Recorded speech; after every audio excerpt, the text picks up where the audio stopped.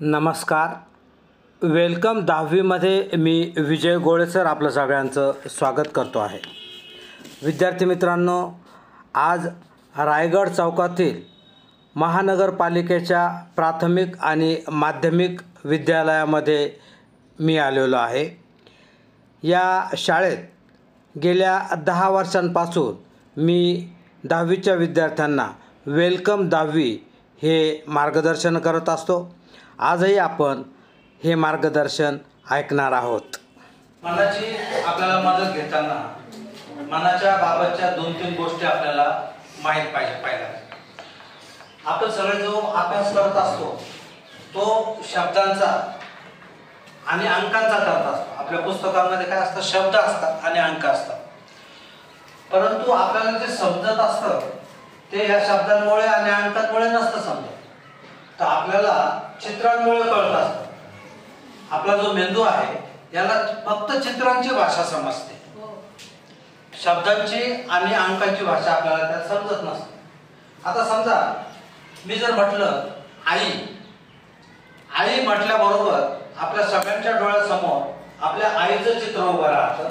आई हे अक्षर दिसत नाही किंवा मदर हे अक्षर दिसत नाही.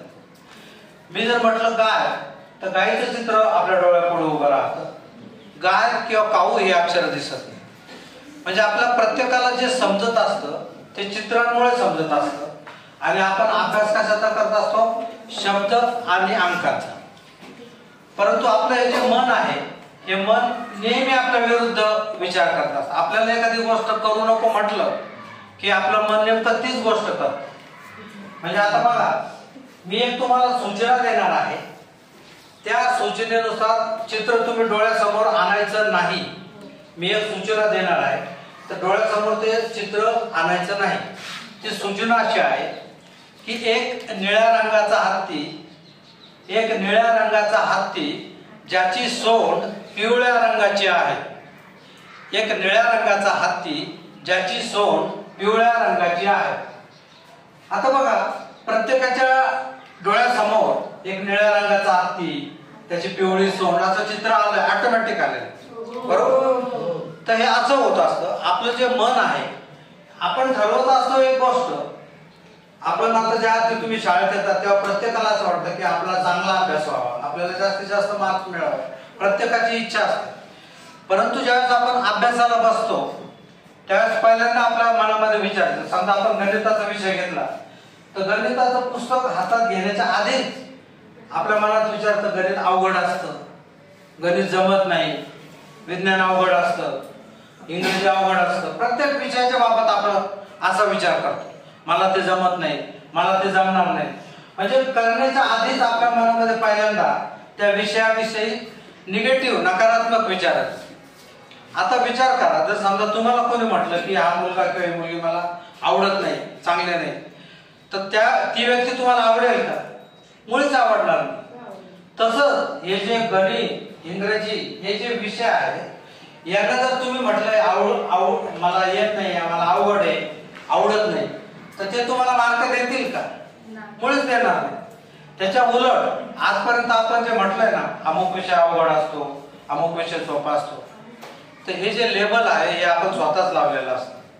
कुठलाही विषय अवघड नसतो आणि कुठलाही विषय सोपा नसतो, सगळे विषय सारखे असतात. 10वीची ही जी वार्षिक परीक्षा आहे, या वार्षिक परीक्षेला महाराष्ट्रातून 18 लाखापेक्षा जास्त विद्यार्थी बसतात.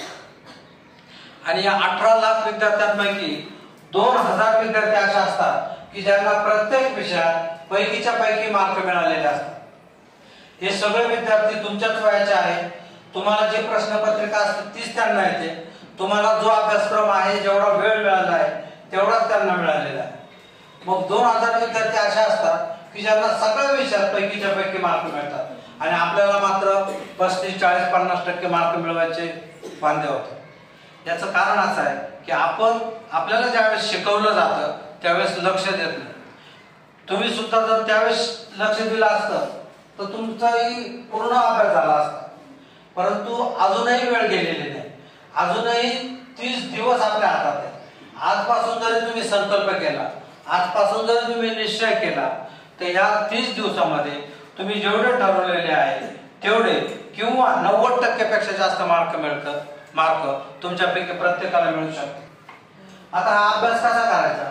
आता 10वीचा अभ्यास करायचा म्हटला तर किती वेळ करायचा? खूप वेळ करायचा असं प्रत्येकाला वाटतं, पण तसं नाहीये. कुठलाही अभ्यास करताना तो फक्त अर्धा तास करायचा, 30 मिनिटच फक्त अभ्यास करायचा. याचं कारण असं आहे की आपलं प्रत्येकाचं जे मन आहे ते जास्तीत जास्त 30 मिनिटं एकाग्र राहू शकतं.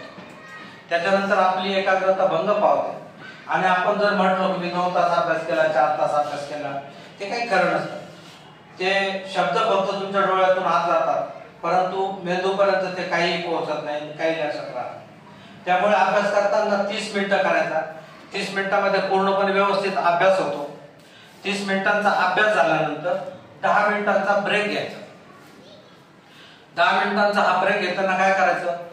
समजा तुम्ही संध्याकाळी रात्रीच्या वेळी अभ्यास करताय तर पाणी वगैरे प्यायचं, इकडे तिकडे फिरायचं, थोडंसं बाहेर जाऊन आलं तरी चालेल. घरात जर कोणी जागा असेल तर त्यांच्याशी बोलायचं थोडंसं. तुम्हाला वाटलं गाणं म्हणता येत असेल तर गाणं म्हणायचं जोरात, आणि नाचता येत असेल तर नाचू सुद्धा शकता, बरोबर. परंतु या ब्रेकच्या 10 मिनिटांमध्ये मोबाईल किंवा टीव्ही अजिबात बघायचा नाही.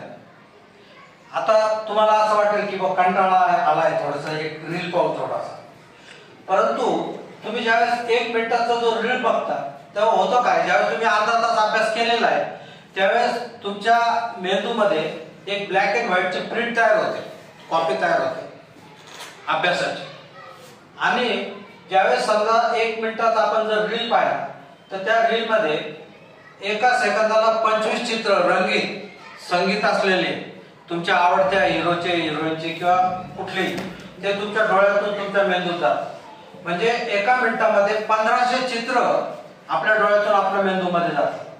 आता तुम्ही विचार करा की समजा ब्लॅक अँड व्हाईटची एक कॉपी ठेवलेली खाली आणि त्याच्यावर 1500 ट्रान्सपरंट जरी कागद ठेवले 1500, तर खाली काय ते दिसेल का आपल्याला? ते काही दिसणार नाही.